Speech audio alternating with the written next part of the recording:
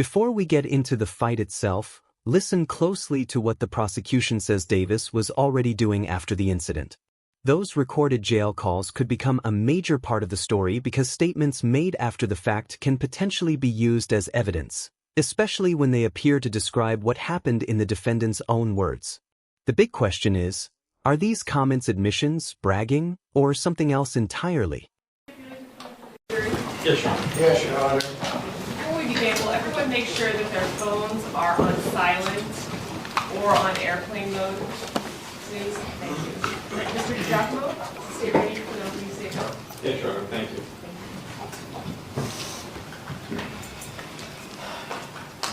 Duane Keefe Davis, you'll hear, is in lawful custody. Mr. Lavalier on. Oh, sorry.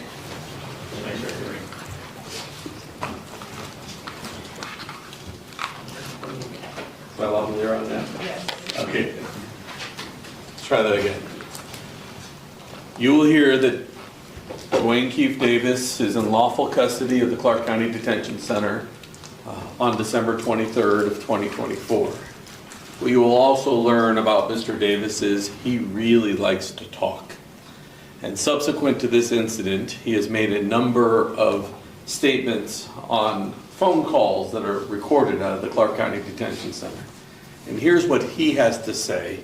And I'm not going to play the audio because it's really hard to hear, and you'll have a detective up here who will be able to help you interpret somewhat of this. But some of the things you will hear is going to be, I got his, I wore his out, I get dirty, dude, dog handles his business, I body slammed him, I'm proud of myself.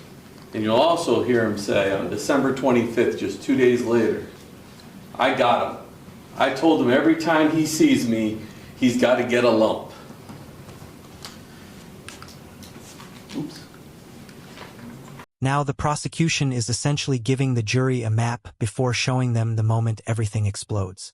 That matters because surveillance footage can look confusing without context. They're explaining where the cells are, where the officers are positioned, and why Davis and Hamilton were not supposed to have direct physical contact.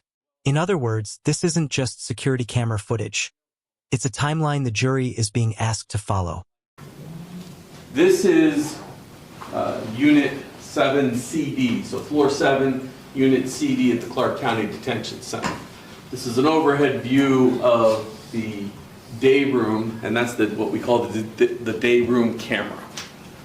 On the right-hand side are the cells to 7D. So there's a variety of cells on this side, and it will become somewhat relevant. There's a variety of cells on this side. Down in the corner, you can see at the beginning of this, there's a worker.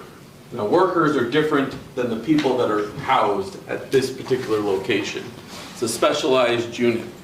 It's a unit called MIPC, meaning that each individual defendant is in a room by himself, except for the time he has free time. And when he has free time, he is out there without any of the other inmates from the unit. Mr. Davis and Mr. Hamilton are housed about 2 doors apart, so they can't have physical contact with each other. But you will hear both in testimony as well as Mr. Davis referencing it in the jail calls that him and Mr. Hamilton don't like each other. And they chirp at each other below the doors over at the Clark County Detention Center. What you're going to watch is when you have cameras like this, they have the ability to be manipulated. So this is 9:26 a.m.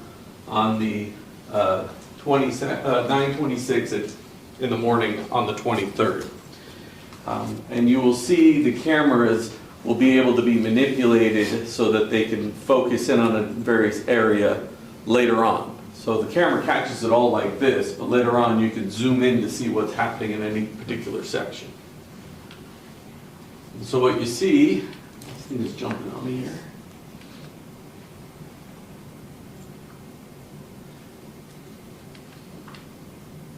Go back one here. This is Mr. Hamilton being let out for his free time. There's an officer in this module, and he's supposed to be out here all by himself. And he's doing what's known as razor pass. So You will see Mr. Hamilton, he's going to go up to the sink, and I won't play it all the way through, but he's going to take his shirt off. He's going to start soaping up his head and his arms. And then he is going to turn around and wait for that officer who went into the seaside to do a round in the seaside, make sure everything's okay, to come back and give him his razor.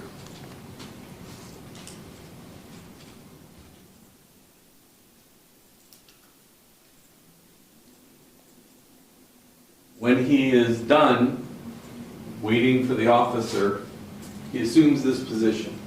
He's leaned up against the sink. He's got his hands in front of him. But problematically, the entrance I showed you is this door right here. People coming through that door can't see Mr. Hamilton by pure circumstance. What you will hear is that Mr. Davis happened to be coming back from an attorney visit at the Clark County Detention Center, and he's being escorted by an officer. And this is the camera from inside the day room, and you'll see Mr. Davis walking in, and Mr. Hamilton remaining there.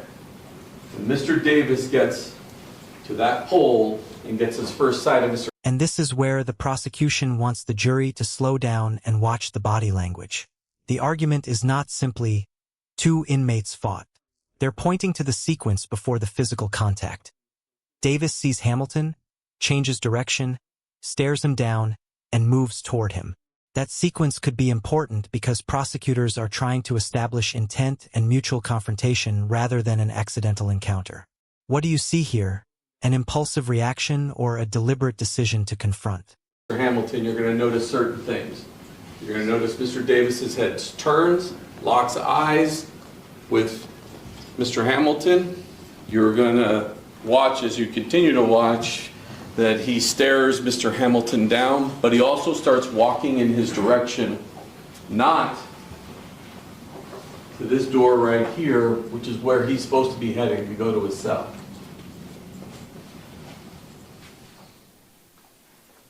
You see he starts turning right at that trash can, and Mr. Hamilton is still sitting in the same position as he's staring at him.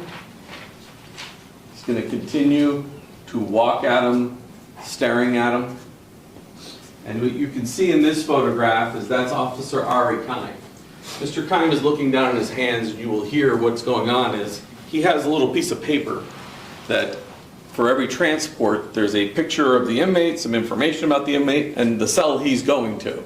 So Mr. Kime, Officer Kime at this point, doesn't have any idea that that individual, Mr. Hamilton, is present inside that day room. And he doesn't know anything about what's going on until you see him pick his head up on the video. Because he's down looking to see what cell he's supposed to be taking Mr. Davis to. Now they start to square off on each other. Please, back up. That what's up? Exchange may sound harmless in everyday conversation, but context changes everything. According to the prosecution, the officers interpreted it as a challenge between two inmates who were already hostile toward each other. And once both men square up, the courtroom is no longer dealing with simple words. The prosecution is building a case around what happened immediately afterward. This is one of those moments where body language can tell a very different story than the words themselves. Then Mr. Davis takes an aggressive stance, puts his hands down like this, as Mr. Hamilton starts to walk on him. If you notice, right about here is where Mr. Officer Kime's head pops up, and he will tell you what he hears is, "What's up? What's up?" He thinks the first person to say what's up is Mr. Hamilton, and that Mr. Davis responds with what's up.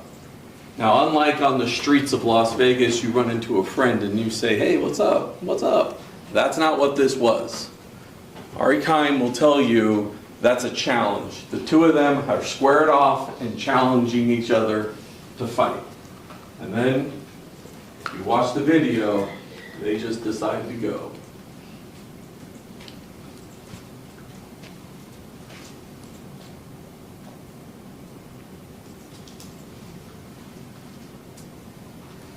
Officer Kine will tell you he continues to give them orders to stop. When they don't stop, he begins pepper spraying them until he has help. They continue to fight throughout all this. It takes ultimately 3 officers to try and pull them apart as both of them continue to use force or violence upon each other. Here's the key legal point. The prosecution says both men were ultimately charged because both allegedly used force and participated in the confrontation. That distinction matters. The jury isn't simply being asked who won the fight. They're being asked whether Davis's conduct met the elements of the charged offenses. And the defense will have its own opportunity to challenge whether the evidence actually proves those elements beyond a reasonable doubt. Eventually, they get separated. An investigation is conducted by the intelligence unit at the Clark County Detention Center, and both Mr. Davis and Mr. Hamilton get charged with the unlawful use of force or violence by a prisoner, as well as challenged to fight for mutual combat inside the Clark County Detention Center. That's this case. It's that simple. At the end of this case, we're going to ask you by your verdict to tell Mr. Davis what he did here was unlawful. Thank you. Thank you, Mr. Duane.